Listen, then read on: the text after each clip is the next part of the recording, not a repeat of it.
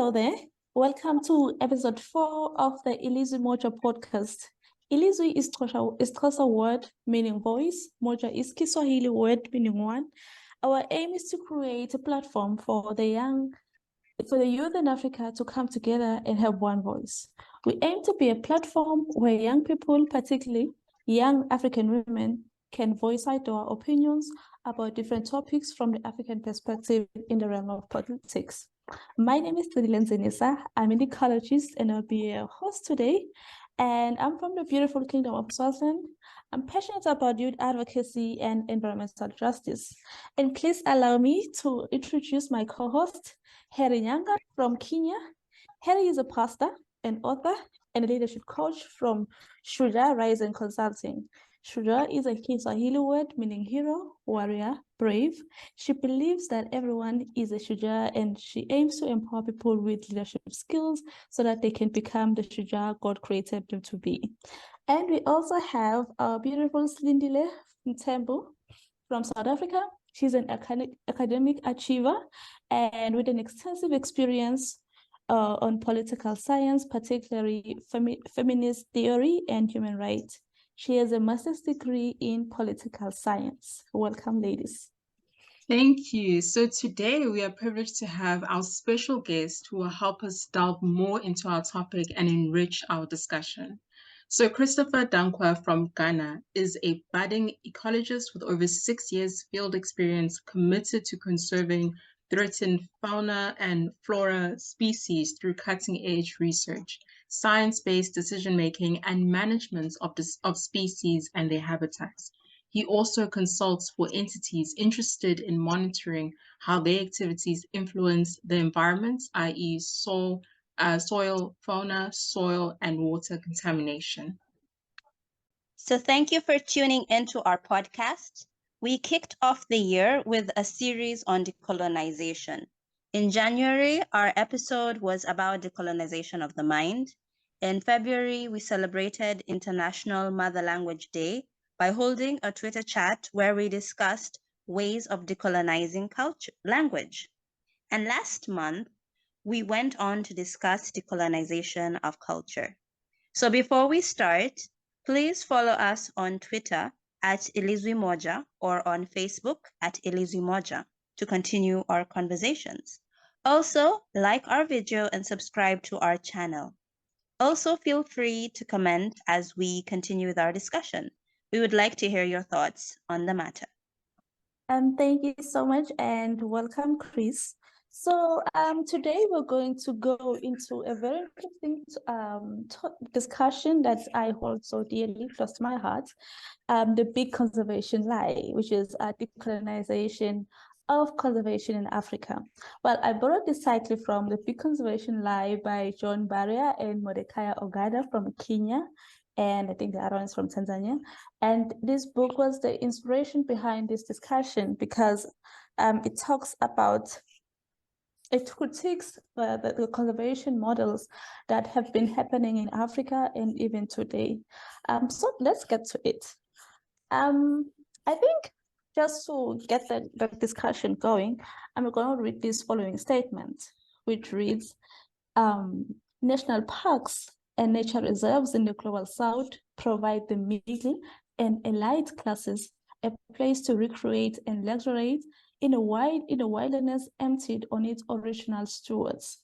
Tourists relish in sight of the world's most iconic wildlife and landscapes. For those who want to indulge in some local culture, they can purchase a safari package that includes cultural performances or artifacts from the indigenous people violently evicted from their lands and now compelled to commodify their culture for the Western colonial gaze. If one is lucky, one can catch an environmental education program where a local guide and a white scientist team up to sell their wildlife savior narrative, nudging you to donate funds to support conservation efforts that will allegedly save the wildlife in Africa while providing a meagre employment to dispossessed and impoverished African. Thus, perceptions on national parks and nature reserves as sustainable practices are required. Now, this is a heavy statement from my view, but I'd like to get a reaction from you today on what do you think about these statements. We can start with literally anyone. Yeah, thank you very much for putting this through, and thank you very much for inviting me. I mean, it's quite an interesting topic to put on the table, I must add. Yeah, I mean, as you read through the statement, I was just smiling here. Sadly, I think that is the truth. But, you know, it has also caused quite some unexpected consequences. And I think along the line, I'll try to explain myself because just like the author wrote, we have several national parks and wildlife protected areas, for instance, across Ghana. And these, like the instances that led to the creation of the national parks are just similar to what we have here. Sometimes, in most cases, the local communities, some which maybe before the creation of the protected area actually lived inside the forest, are evicted without any compensation. But then these are, you know, we Africans are culturally connected. So most of these communities actually, I mean, indigenous groups actually have some very important places even within these protected areas. For instance, sacred groups where they believe their gods or ancestors are pacified and all that. Now they are evicted, and then in most cases they lose access to those places. And of course, they are not compensated.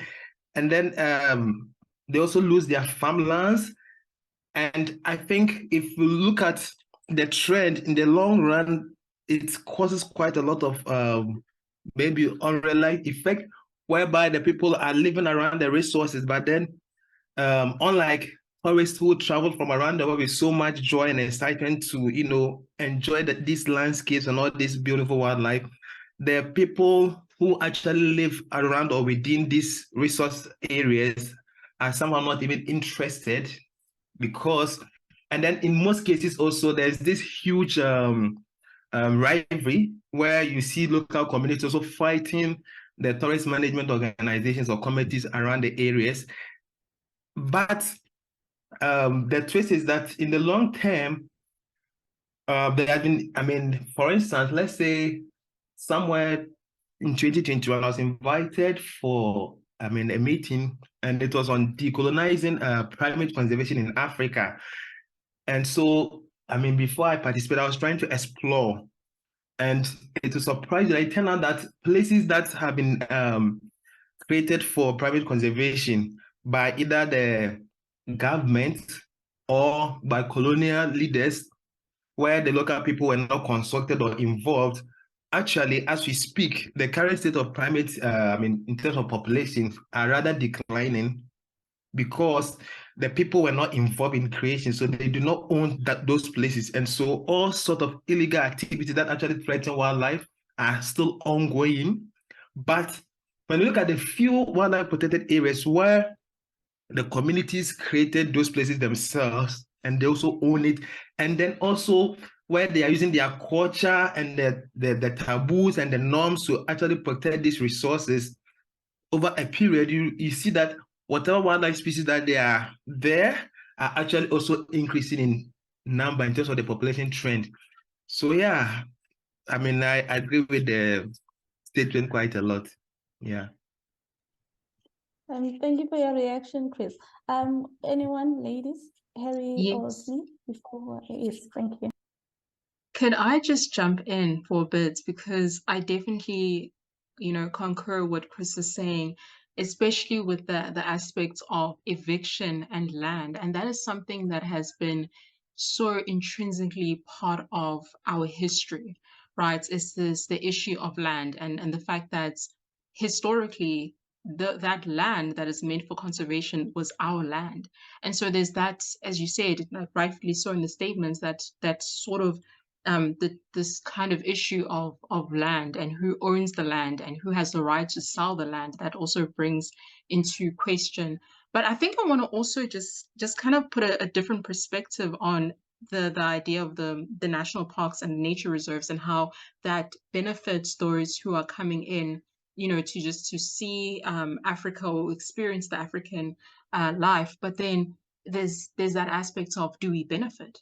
But I actually want to kind of disagree with the statements and say that we do actually benefit, because that tourism, that aspect of the money that we gain from tourism is as a result of us conserving our environment, and so conservation becomes important, maybe not directly to us, but indirectly, in that we do gain some form of funds as a result of conservation, and essentially we do benefits. It helps in terms of our issues of poverty and all these kind of different issues that we experience. We benefit from tourism, and that essentially feeds into the economy, into the African economy. So that's something that I want to just put as a different perspective. I wanted just to respond kind of to what Chris and what Slee has said about conservation and involving the locals. And yes, Slee, you're right. Tourism, the tourism is one of the biggest economy boosters for a country like mine, Kenya. Our economy thrives on tourism. We have the Masai Mara, we have the coast, Mombasa, where I am. So we thrive on tourism, but the only problem is we are so dependent on this external tourism that we forget that the primary tourists should be the locals themselves. But because these locals were not involved in making these wildlife reserves or these national parks, these tourist sites, they don't feel like they own it. They feel like it is for other people, not them, and they can't even afford it. And maybe because the land was taken from them by force, and now they're left without land. For example, in some areas in Kenya, the lands that have been allocated for these game drives, these national parks, it's where the nomads, the pastoralists, it's their land. They need it for their animals, because they're nomads. They move from place to place, depending on the weather. They're looking for pasture, they're looking for water. So already they're feeling disenfranchised. Already they're feeling like this game reserve is not for me, it's for the outsiders, the foreigners. And then, so we're solely dependent on the foreigners, forgetting that we should promote local tourism, but we're not promoting that. And then something like COVID happens, and then the government suffers heavily. Because in Kenya, it was COVID. There's a lockdown across the globe. Nobody's flying into Kenya. And the tourism industry suffered. Hotels closed down. Some turned themselves into Airbnbs. People were laid off because we had focused so much on foreign tourism. And so now, as a coping strategy, these hotels, they're trying to, and the game reserves, trying to reduce prices, local tourism, staycation, but it was a little too late. They suffered such a huge loss because they're focusing so much on external tourism. And they had forgotten to involve the local community, the people who are on the ground. They had not involved them. The prices are too high. They're in dollars so that only the foreigners can afford it. So when we're making these conservation sites and wildlife sanctuaries, when we don't involve the local people, for sure they do not own it. And in the long run, it's the economy suffers. It's like we are creating things for the foreigners, forgetting that it's our country. We're the primary people who should be enjoying these resources. That's my take on it. Okay, so on the topic, I mean, I'm going to give two examples from Ghana. For instance, we have the conventional, like, protected areas. When I say conventional, areas that are managed by state agencies, and then we also have the traditionally managed areas where the local communities are doing their own thing.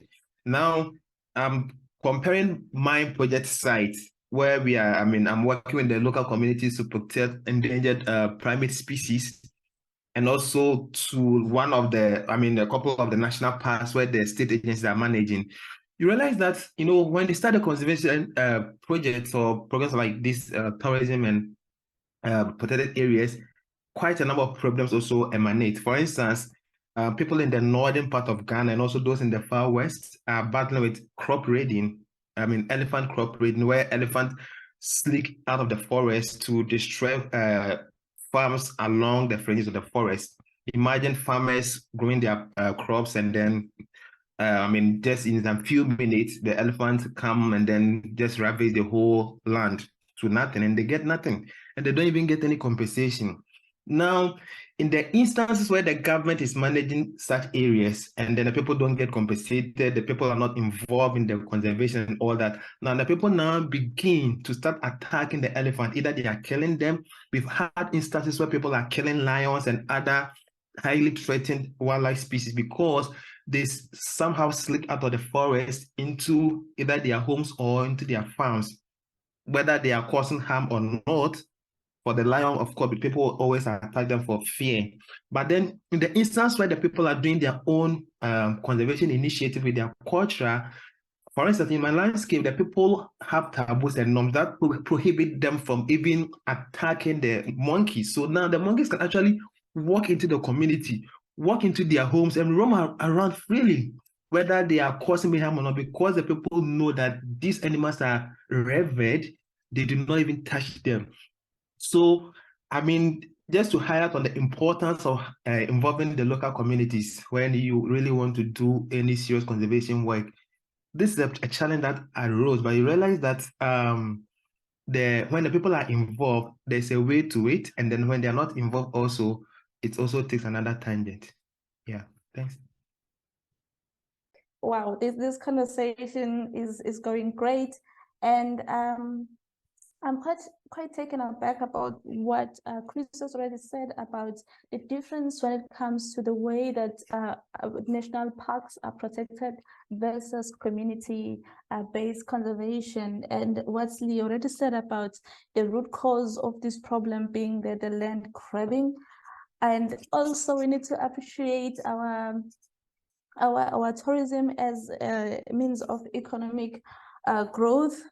While Harry highlighted that even though, yes, tourism is quite important for our economies, but at the same time, we need to really look into making our local tourists own the conservation space. But I think now I want to dive a little bit deeper into looking at, I know we've already touched on the whole root cause of the roots of protected areas, how it was formed. There were local people who lost their land, indigenous people lost their lands, and I'm just wondering, is that why then it is predominantly white? Looking at the fact that we've already talked much about the loss of lands, whether farmland, grazing lands, but is that why it is predominantly white in our days? Is that why we only have tourists going into these game reserves? Even the owners of these game reserves and nature parks are white people. I was just talking to a friend the other day that even the photos that you see, the photos of wildlife, your elephant, it's literally white. People who take those photographs, I don't know, but probably it's only recent that you find that even other people like Africans now do own some of the photos that they are published in your national, the National Geography. Let me not mess it up. All of these stories are being told by the predominantly white people. This space is basically owned by white people. Is it because of how conservation was established in Africa, or it's because we are not interested because of all these conflicts that we have with the wildlife, with the reserve owners and what's not? So we're like, no, we don't want to be involved in this whole mess now. Yeah, I think there are several factors that may lead to this. First, I think that it's both ways. I mean, partly from the local community, or I mean, we Africans, and then partly also from the white. and I'll try to explain that. So I think tourism also is more of a cultural thing. Maybe it has not been part of our culture because we are just living by the resource. I mean, before a place is designated as a protected area, if I'm living in any of the villages, I could just wake up one morning, walk into the forest. I mean, people have been hunting, picking all these non-forest and timber products from the forest. So like it's a place that's like we are used to, that we find very common, and then so if it becomes like a protected area now where the people are even prohibited from carrying out their daily activities, of course some of them were also not sustainable. So yeah, I think it also create that sort of maybe pain, to put it in that simple terms. And then again, also, I think that throughout our education system, maybe we've not done so much well promoting conservation to our kids or our generation. So because hardly would you enter a class and then start asking about the future aspirations of students, and you would hear any of them. I mean, for Ghana, I can speak for Ghana, telling you that I want to be a wildlife conservationist, I want to be an ecologist. Trust me, there are a couple of times that I go for event, I introduce myself, tell them, yeah, I'm an ecologist, and most 90% of the time I have to take them to explain myself who an ecologist is. So it tells that that word ecology is not even familiar with people. So that is also another factor. And then I think that, I mean, in the past few years of my profession, I've noticed that I think from the state level to the district level, African leaders have not shown so much interest in conservation. They've not invested much, and I think that is also, and that is why the Western world is owning conservation. For instance, I mean, the NGO that I worked for, most of the money, or let's say, should I say grant or donations, I mean, our funding are largely foreign based, because this is an NGO. It's a non-for-profit venture. So how do you raise money? There are several things that you can do, but I mean, if you want to run all this mega project, multi-million project, how much can you raise doing all these localized activities? So mostly you are applying for grants from around the world, and these are entities that also have their set goals. So your project must fit into their goal before they give you the money to run the project. But imagine that we had most of our states were having funding for conservation research or conservation activities, and the country has its own set goals. I'm sure most of our people will be encouraged, to go for the funds and then venture into conservation initiatives. But then, I mean, they are just not available. And then, so I think it starts from the root and it also triggers into the top. So realize that most of the conservation, I mean, research, publications, and just like you said about all these Nat Geo documentaries are all white, because I think that our system is not preparing us enough or investing enough, or simply put, not creating the opportunities, the avenues for people to even go into that. Because there are some jobs that, let's say I decide to go into wildlife photography, where I wake up and that is my full-time job, until lately, where thanks to the internet and YouTube, where you can create or share your pictures online, and then people will maybe use them and then give you some cash for intellectual property and copyright and all that, until the internet and this thing became popular. You ask yourself, how would a freelance wildlife photographer survive? Where is the person going to make money? So I think before, we've not created an attractive environment for such a professional career to thrive. And that has actually led us into this, because in Canada, in the US, I mean, they have several funding streams for all these kind of things, and people are just happy to go for it. So I think that it has been a systemic thing that has led us to this. But hopefully, maybe with the invention of copyright and all this intellectual property right and all that, maybe the dynamics is going to change, because already I think there's a new policy at the global level where researchers cannot just move in from, let's say, developed countries into like developing countries, for example, countries in Africa, and then like 100% the whole team is composed of foreigners. They do their research, come back and publish. Now there's a restriction. Before you can publish such a result, you must prove that at least there was one local person also involved. Maybe that's just a way to not so not so good, but I think it's just a step in the right direction that maybe over time can get us there. All right, so thanks. That's my take on that. Thank you, Chris. I think as a fellow ecologist, I very much concur with you.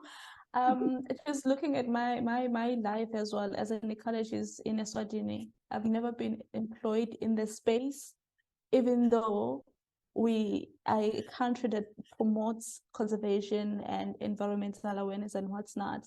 So yes, I totally agree with you that they do not put intrusive conditions for us to thrive in the space. And it's only, I can only say it's our governments. And I remember when I first got into the space, we had this group of American students who came to Eswatini, and they were learning about the ecology in the savanna ecosystems and what's not. You know, during that time, the kids were, I'm not going to say kids, the students were funded just to do those things, to be out there in the field and what's not. And for us, it was like volunteering. That you want to be in the space, so you have to go and be with these people so that you can learn. And already it created these gaps in terms of you are just there because you just want to learn and be in that space and see while people are doing it, and there's no funding whatsoever available for you. But with them, everything is catered for their presence in the field to learn in a more conducive way. So yes, our states have really let us down in that way. So yes, please, Harry, or see if you have anything else to add on this. Thank you. Yes, I wanted to respond to what Chris said. He was talking about, he brought up the issue about, actually you, Nile, brought up the issue about how, why is it only the Westerners who are writing these publications and the ones who are allegedly making these discoveries about wildlife and conservation? And I just want to say that, you know, we Africans had our own conservation methods. The way rightly, Chris, you said, we had our taboos. For example, my uncle and myself, we were passing this forest one time driving, and he was like, oh, when I was growing up as a kid, you know, this forest, there were so many trees here, and we were told, don't cut this tree, don't cut this tree, something bad will happen, or don't eat this plant, you can eat this plant, you know. So that was African conservation. You know, the way you're saying, don't touch the monkeys, just let them do what they are doing. You know, there's just a way that even the Africans who are participating in conservation, whether it's crop rotation or it's leaving the land fallow, don't plant this, you let the land rest, you know, so that the minerals can be returned in the soil. So we Africans had our own conservation. What happened was, when colonialism came in, or westernization, it's like everything you Africans are doing is subpar. You have no idea what you're doing. Let us teach you conservation, you know. And so it's like all of our history of conservation was erased. And you know, the African history is oral. It's oral tradition. It was never written. And so it's a situation where now the foreigners are coming in telling us, oh, you don't know how to protect your own animals and your own plants. Let us show you. So now they just erase whatever we are doing. So that's now not passed down from generation to generation. Because I didn't know that until my uncle is telling me this is what I was told as a child. Because some of these things, you don't need to learn them in a classroom. You learn them in the community because the environment is in the community. But if that culture, you know, those taboos, those small lessons that you hear around a fireplace or around you know, when you go to visit your grandma or whatever, if that whole fabric of culture and society has been torn apart in favor of westernization and modern education, then of course we're going to rely on books written by Westerners about how we should conserve our forests. And as for the question about, I wanted to also bring another point about local efforts to conserve nature. For example, like in Kenya, there are quite a number of efforts. I can say maybe the biggest effort that at least is known around Kenya and even in the world is one lady called Wangari Maathai. Her cause was just planting trees, like she just planted trees. But guess who our biggest opponent was in planting trees? The government. You know, because sometimes the places where she wants to conserve the trees, the government has some corrupt deal. They want to transform it into some wildlife reserve. They want to build buildings. They want to build complexes.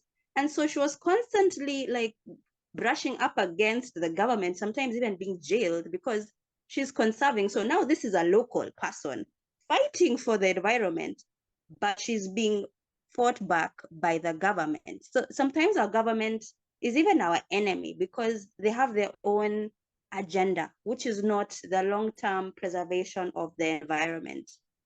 Right now, if I can even talk about the situation in Kenya, in the coastal region of Kenya, the government is exporting baobab trees. Like from the root up, they are being exported to the Western countries so that the Western countries can, I mean, this baobab tree, we've grown it for over 200 years. It's being exported the way it is, but they're not planting other baobab trees.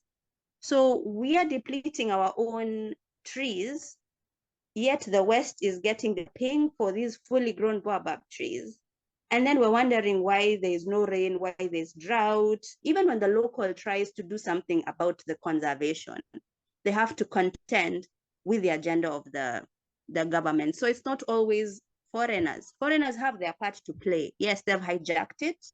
But even now, the locals, when they want to stand up, now you have to contend with government.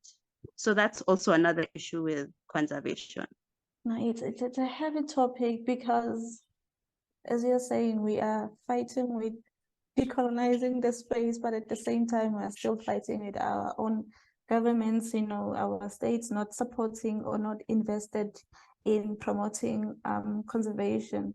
And I was just wondering because you said something about we've always known how to do conservation as Africans. The only difference is that this was purely by word of mouth and no one documented our stories back then. But I'm just wondering that you know, with the gap, the knowledge gap between before there were these fences and protected areas and nature reserves, and now that the new generation has grown or has been exposed to protected areas.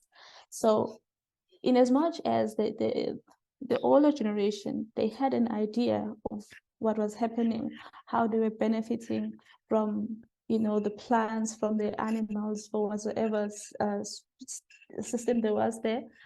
And they've probably had that resentment when the fences were brought up. But now we've had this new generation. I'm assuming anyways that there is that knowledge gap of how we used to do it, how they used to do it back then. Now we have a new generation with zero knowledge because it was not documented. And only thing that they have consumed up until today was what has been written in the books by the white man. And it goes as well as to publications. Now we're talking about academia, that whatsoever you cite in your thesis or dissertation, it's some white person who was there back then, who was the first one to write that article about a certain species. And I'm just asking myself that then how can we blame the younger generation if they have zero knowledge about how we used to do things? All they know is that there are these present areas that they're not allowed to go in. If they go in there, they either have to pay or they are poachers. And we have probably the hatred is to, but why do you need to shoot us when we want to hunt? Because hunting is it's like we're trying to get those resources. I just want to jump in for a second because I want to actually play devil's advocate. I definitely concur with what you guys were saying about how the lack of interest as Africans is stemming from a lot of things, primarily from the fact that the ways in which conservation takes place is through the Western eyes, right? It's through the aspect of, you know, when it comes to conservation on when it's written in books or you know, videos and so forth, that's coming from a Western eyes.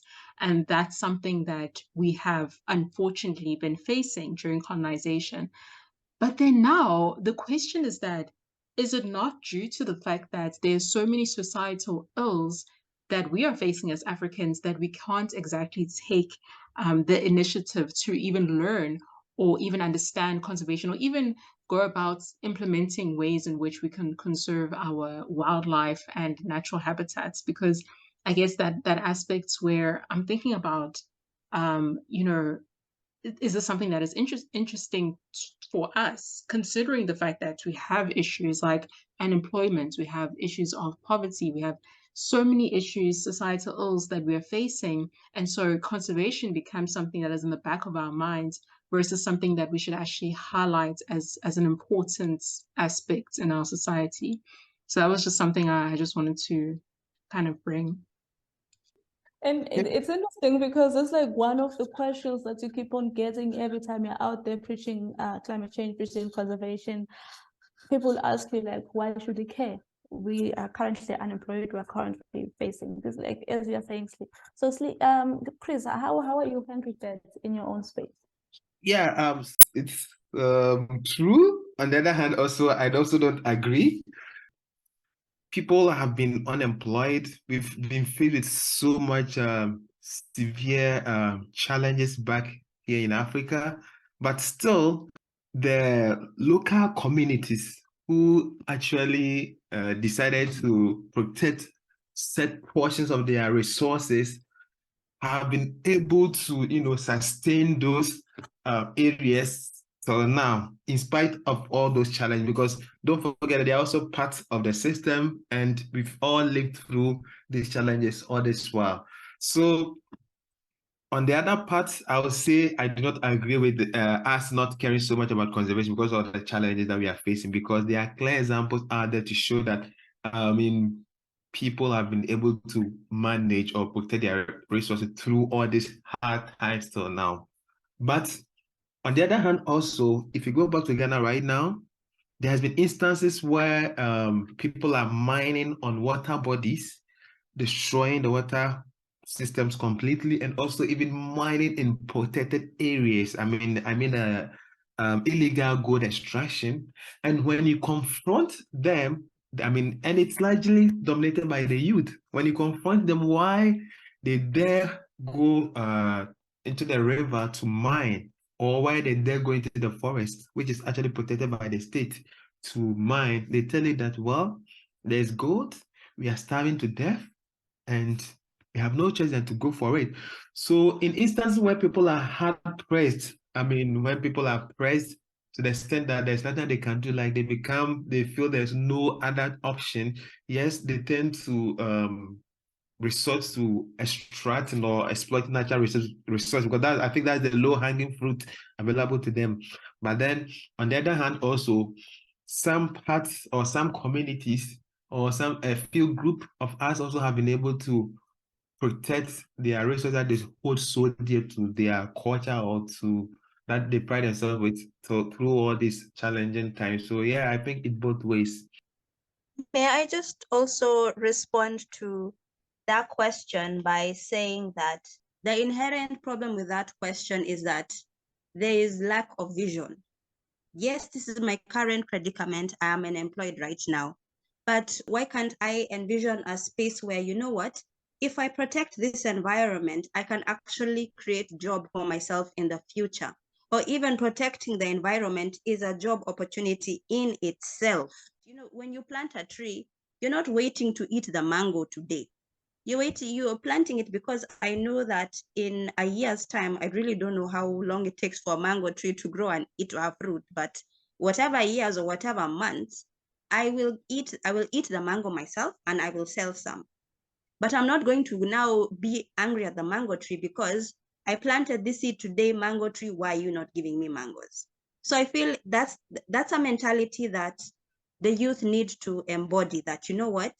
Yes, I am unemployed right now, but if I can do something about my environment, can I do something right now with the little resources I have, even if it's just going on the beach and cleaning out the trash, so that these, the trash is the tortoises or the sea creatures are not strangled with the nets and they don't die of, asphyxiation with the plastic bags. As in, what's the small thing that I can do? And maybe I can create a job employment for myself with that small act of conserving the environment.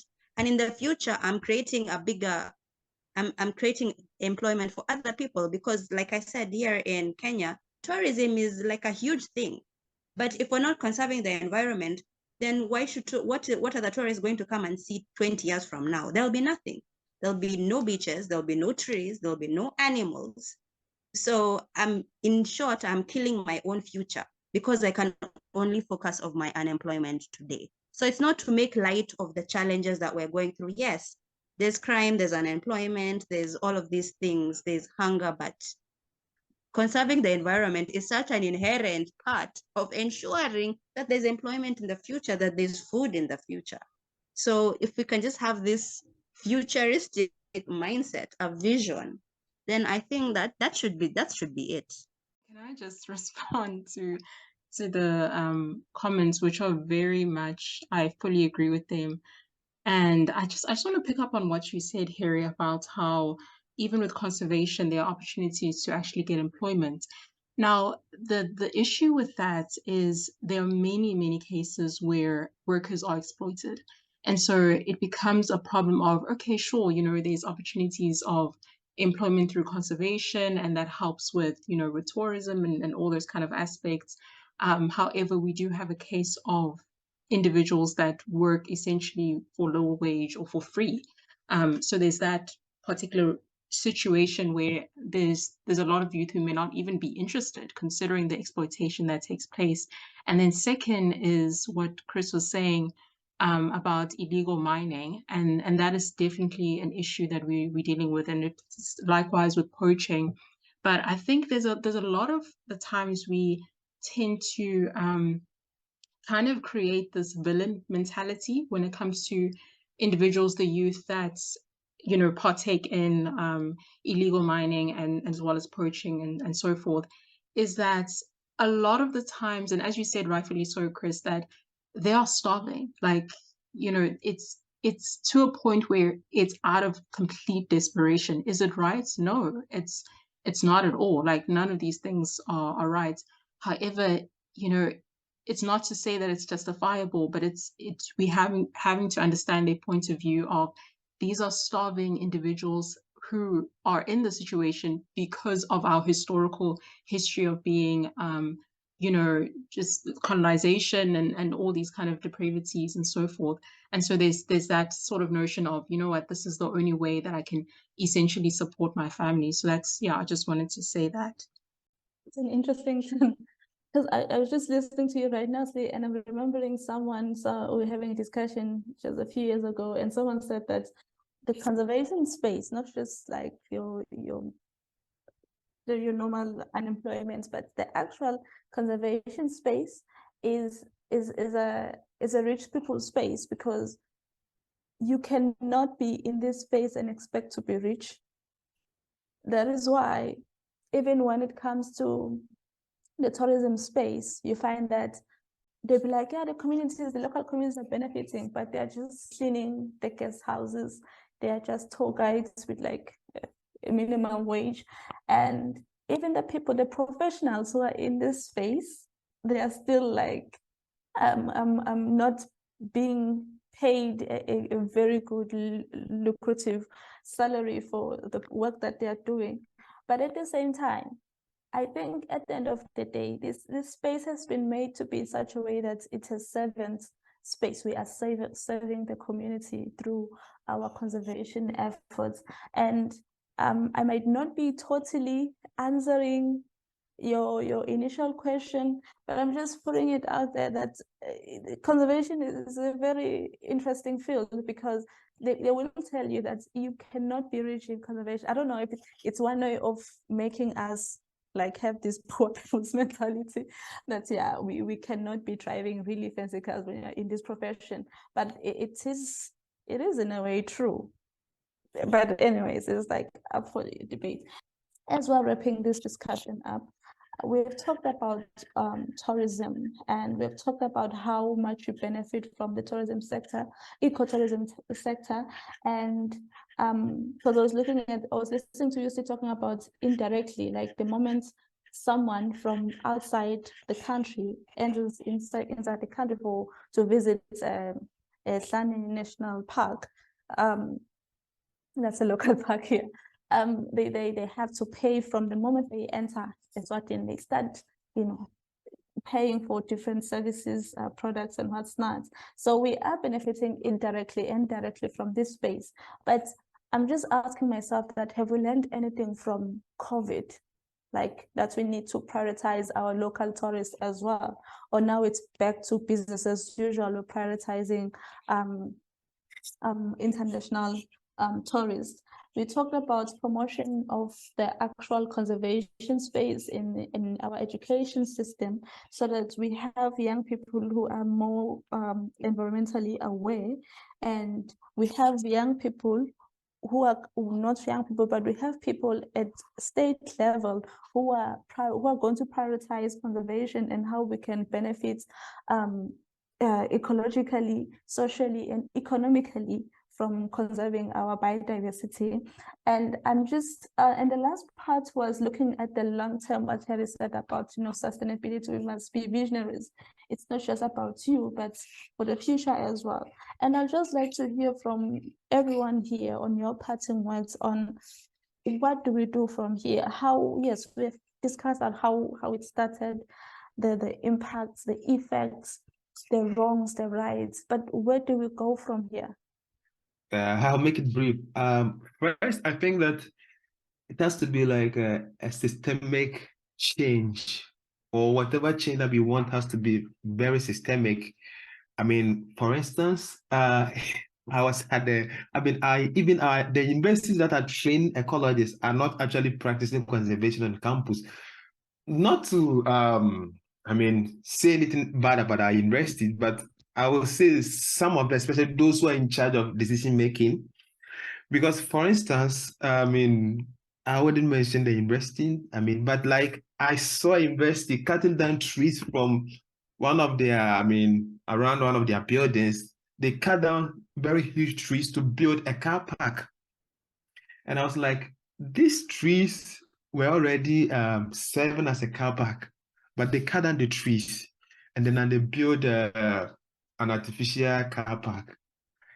You go around the university, you see a couple of things, like they are filling up wetlands to make them dry lands. And this is the university that is actually training conservationists or ecologists. So that was my observation. I'm like, okay, so even the university that is actually churning out ecologists and conservationists, it's not even practicing it even on the university campus. And that was a very big turn off for me. So I think that from the political level to the religion, like to every facet of our society, we must all have a systemic change when it comes to our perception and even how we also see conservation, because in the end, it's not like we are doing it for anybody. We are doing it for ourselves, and then we're also doing it for the future generation.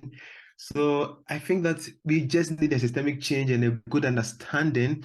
Of course, you and I understand the word conservation and how it's working because maybe we had opportunity to specialize in that, or maybe through our education we read on it, or we've encountered a couple of initiatives that now we understand, because there's a huge publicity on climate change and all these global activities that are happening, environmental challenges and all that. But then what happens to the local person in the village who did not have the opportunity to, go to the, in terms of the academic calendar, go to get to the level that we are, or did not have access to the information that we have? I think they must be aware, they must be informed. Yeah, we just need to make it a systemic and then bring everyone along. And I think we can now make the smart decision that we want, and then also achieve the conservation goals that we really want to achieve. Thank you. Harry? I would like to end by just saying that I feel for this whole conservation effort to work, government simply must be on board, because they're the ones who make the deals with these multinationals or these foreign governments to make national parks or to sell resources or to demarcate some places for research by these internationals or multinationals. So I really believe that the government has such a huge role to play in conserving the environment and also educating the nationals in their country, because there are ministries of environment, ministries of agriculture, ministry of wildlife, of tourism. There are ministries out there. So these ministries should be in the forefront of creating awareness, doing advocacy, getting the locals involved, and ensuring that the government is not selling our resources willy-nilly for the highest bidder at the cost of the economy and at the cost of the people in that country. So the government just really has to come in and play a big role as far as conservation is concerned, if it's to work. Thank you, Harry. Just a quick closing statement, Lee. Yes, I fully agree with everyone. I just wanted to say that incentivizing conservation, so even approaching farm owners, landowners, and just asking them if they can use their land to conserve some of the natural habitats, that would be very important, and they will be rewarded for doing that. We can encourage more of an incentivizing program. And until then, yeah, that's it from my side. Thank you so much. Thank you for engaging with me today on this discussion, and we would like to hear from what you think about our podcast today. So please and continue engaging with us on our social media channels. And thank you. Let's decolonize conservation in Africa. Thank you.